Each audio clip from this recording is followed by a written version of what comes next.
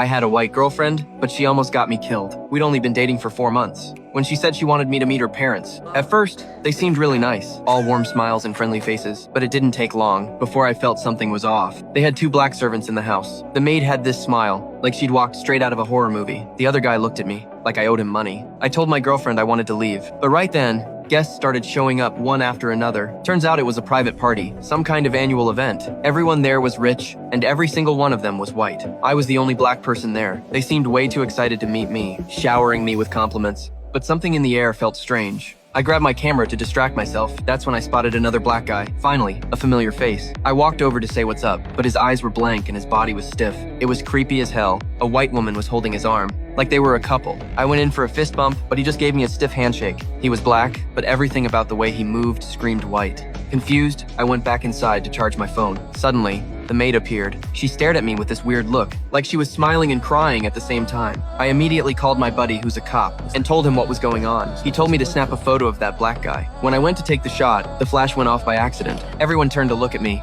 The guy's nose suddenly started bleeding, and he charged straight at me. I yelled at him to calm down.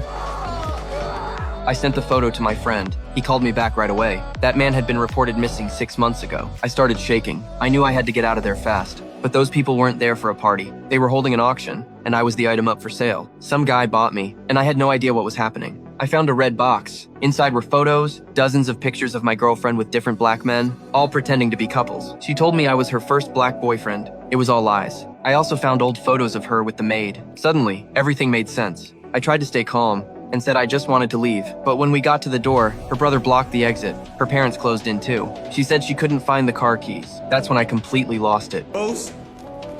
Rose! Rose, give me those keys!